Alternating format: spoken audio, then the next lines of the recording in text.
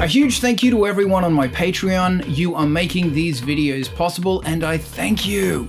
At the time of this recording, I am in lockdown with my wife in LA. Everyone is glued to the internet, and I hope you are safe and keeping sane. I've chosen to do the subject of internet addiction because every video at the moment is about the coronavirus, so I wanted to offer something different to get paranoid over.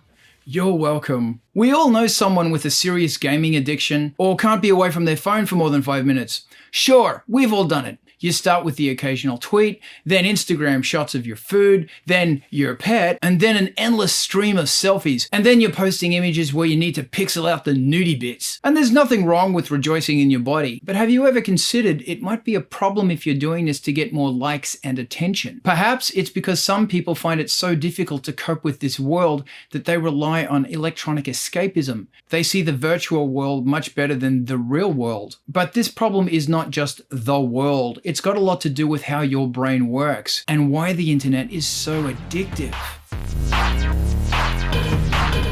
Internet addiction is considered a serious order. There are hundreds of inpatient treatment centers all over the world. Leading specialists in psychology assert that internet addiction shares behavioral similarities to hard drug use. Many world governments, not including the USA, have established programs to address internet addiction disorder.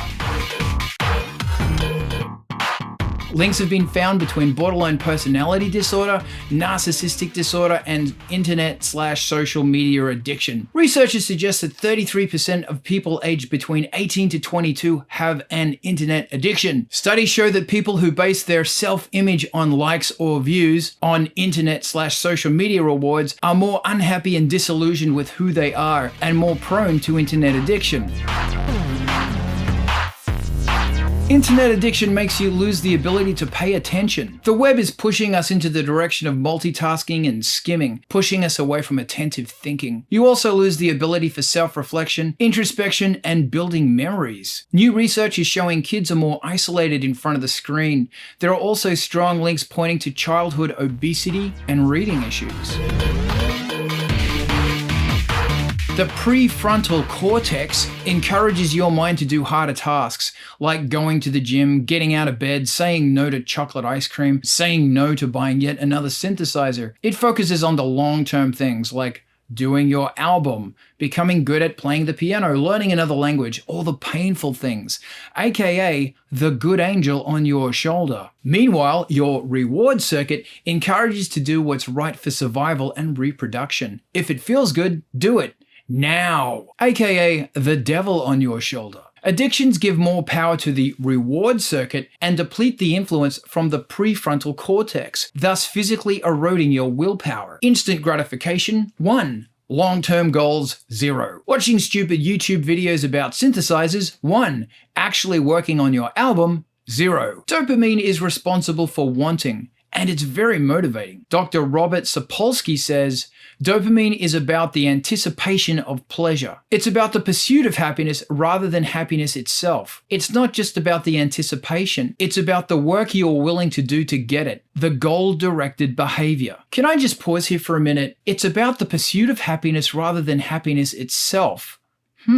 So does that mean we're encouraged to be impulsive and give power to our reward circuit? The reward circuit encourages you to do the thing that creates the most dopamine. Dopamine is released by good food, laughter, sex, drugs, good music, learning something awesome, and using the internet. So this is what happens when you take drugs. The endorphin neurotransmitters artificially activate the opioid receptors. Meanwhile, your body is trying to regulate stimulation. It's trying to keep everything regulated. So your brain is going to decrease the number of opioid receptors. Thus, the person gets less high and needs more. Now, the dopamine receptor is especially decreased with addiction. The more drug you take, the more drug you need to take. Less receptors mean less dopamine, and thus everyday life doesn't provide enough dopamine to motivate the addict. Thus, long-term goals or anything that needs effort and discipline become less interesting, but wanting the drug increases. Interesting point. The brain will favor anything with the highest dopamine prize, which makes addiction so easily addictive. Behavioral addictions have the same response as substance addictions, even though no substance has been ingested. Cases of internet addiction have shown the same downgrade in dopamine receptors as substance addiction. So the more internet you have, the more internet you need. Interesting point. The brain misinterprets the drug experience as having been much better than predicted and starts to want the experience again, even though it was not as good as it actually imagined it was. But this is where it gets crazy. The brain sees new information as a reward, as a dopamine releasing reward. And with the internet, a simple behavior gets a reward. Internet browsing equals new information, equals increased dopamine. More internet equals the chance to get more cool shit, equals increased dopamine. This result is an elevated amount of dopamine. But wait, it gets crazier. So when an action gets a cool reward, dopamine is released. But when an action has a maybe element of a cool reward, you get double dopamine. Robert Sapolsky says, with monkeys, you go from light goes on, push lever, get reward, to light goes on, push lever, maybe get a reward.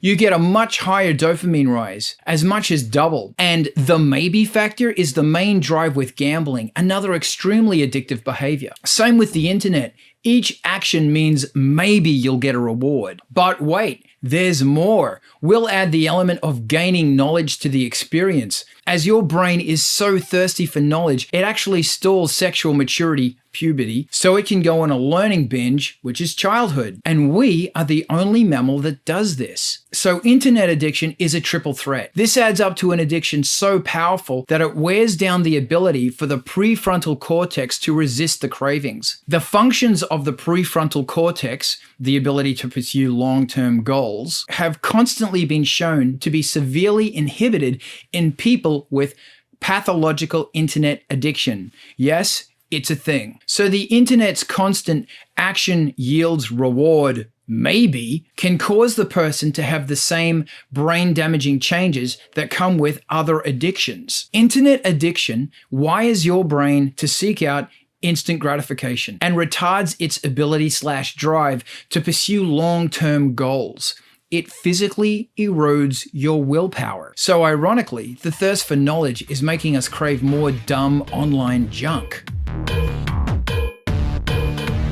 Ask yourself, how often do you check social media each day? How long do you game for? Does it affect your behavior? Does it affect your responsibilities? How long can you go without it? Dr. Kimberly Young says internet addiction is similar to food addiction. You need to monitor your consumption and go on a diet. So watch your digital nutrition. Consume internet content that is good for you, not just junk. Have tech-free time each day. Try not to check your phones last thing at night and the first thing in the morning. It's all about making wiser choices. If you have downtime, do something that is not online. Go for a walk, play with the cat. Do some sit-ups, eat healthy, more non-processed and green foods. Try and go a few hours without your phone, build this up to an entire day. Then maybe try and go the entire weekend for non-work related things. That's where it gets complicated. So next time you're struggling with getting motivated to make your art, remember that your reward circuit is trying to distract you, while your prefrontal cortex wants you to knuckle down and make your art happen. Don't get distracted. Don't waste time in the internet. Don't let your reward circuit win. Make your art happen.